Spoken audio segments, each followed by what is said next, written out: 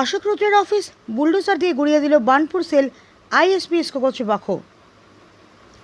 শনিবার বার্নপুর স্টেশনের কাছে সেল আইএসপি কর্তৃপক্ষ একটি উচ্ছেদ অভিযান শুরু করে এবং আসানসোল পৌর কর্পোরেশনের ৭৮ নম্বর ওয়ার্ডের তৃণমূল কংগ্রেস কাউন্সিলর অশোক রুদ্রের অফিস ভেঙে গুড়িয়ে দেয়। এই ঘটনায় এলাকায় ব্যাপক চাঞ্চল্য সৃষ্টি হয়। সেলের জমিতে নির্মিত তৃণমূল কংগ্রেসের বেশ কয়েকটি দলীয় কার্যালয় এবং ক্লাব হাউস ভাঙতে বুলডোজার ব্যবহার করা হয়। সেলের কর্মকর্তারা বলেন যে সেলের জমিতে অবৈধভাবে নির্মিত অফিস এবং ক্লাব ভবনগুলি নির্মাণ করা হয়েছিল। বারবার নোটিশ এবং সতর্ক বার্তা দেওয়া সত্ত্বেও দখলদাররা জায়গাটি খালি করেননি, যার ফলে প্রশাসনিক ব্যবস্থা নেওয়া হয় এবং সেলের একজন কর্মকর্তা জানান যে এটি কোনো হঠাৎ করে অভিযান নয়। সংশ্লিষ্ট বাসিন্দাদের তাদের জিনিসপত্র সরিয়ে জায়গাটি খালি করার জন্য পর্যাপ্ত সময় দিয়ে আগে থেকেই নোটিশ জারি করা হয়েছিল। নির্দেশাবলী অমান্য করার জন্য নিয়ম অনুযায়ী ব্যবস্থা নেওয়া হয়েছে। তারা বলেন, ভবিষ্যৎ উন্নয়ন প্রকল্প এবং সাধারণ জনগণের স্বার্থে জমিকে দখলমুক্ত করা প্রয়োজন ছিল, তবে এই বিষয়ে তৃণমূল কংগ্রেসের পক্ষ থেকে কোনো প্রতিক্রিয়া পাওয়া যায়নি। এদিকে বিজেপি নেতারা বলেন যে সেলকে পর্যাপ্ত সমর্থন না দেওয়ায় পূর্ববর্তী সরকারের আমলে এই ধরনের পদক্ষেপ নেওয়া সম্ভব হয়নি। বিজেপির দাবি, অবৈধ দখল উচ্ছেদের ফলে এখন ওই এলাকায় উন্নয়ন ও শিল্প প্রকল্পের জন্য জমি পাওয়া যাচ্ছে।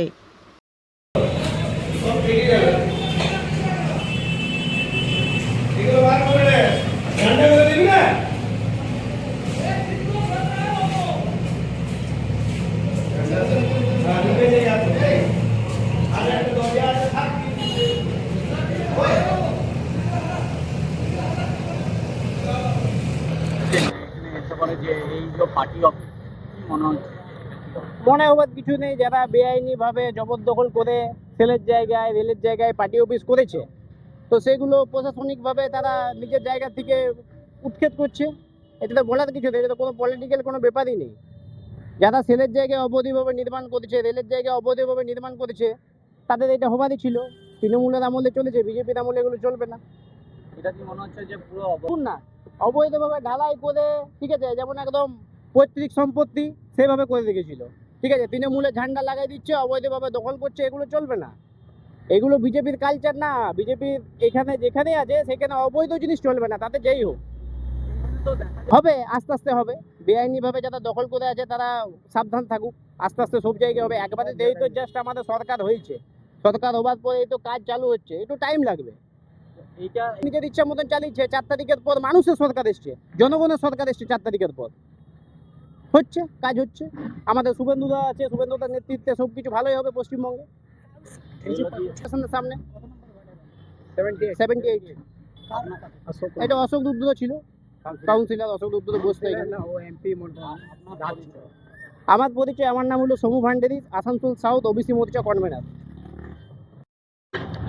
আপনি তো দেখতে পাচ্ছেন কি যেরকম টিএমসি পার্টি যেরকম ইনলিগাল পার্টি অফিস রেলে প্রপার্টিতে সেলে প্রপার্টি ক্যাপচার করে রেখেছে, কি ভালো কাজ করেছে আপনি বলুন। পশ্চিমবঙ্গের মধ্যে সব তো ক্যাপচার করে পর 2 নম্বরই কাজ করে পর এসবই সংসার চালাচ্ছে।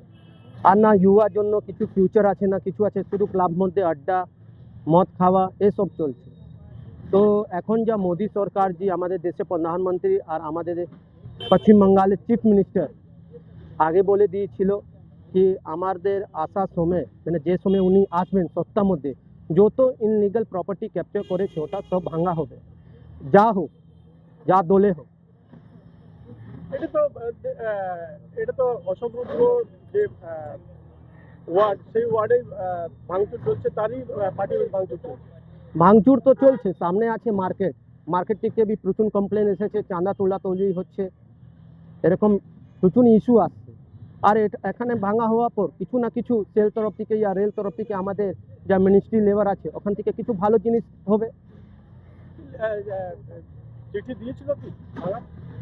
এটা লেটারটা দেওয়া ছিল, যেদিকে ইনলিগাল ক্যাপচার করা আছে ওখানে প্রচুর জায়গাতে লেটার দেওয়া হচ্ছে সেল তরফ থেকে রেল তরফ থেকে। এটা দেখা যাচ্ছে বারবার, মানে যে এই ভোটের পরেই কেন এরকম ভাবে পদক্ষেপ নেওয়া হচ্ছে? না, আগে থেকে বলা হয়েছে, সেলকে রেলকে সবাইকে আগে থেকে বলা হয়েছিল। না ও সময় আপনার সব কিছু আপনি দেখতে পাচ্ছিলেন, টিএমসি লোক প্রচুর মেনে গুন্ডাগিরি সব কিছু দেখাচ্ছিল, কিছু করতে পারছিল না। এখন সত্তা চলে এসেছে বিজেপি, এখন তো হবেই যেদিকে ক্যাপচার করা হয়েছে।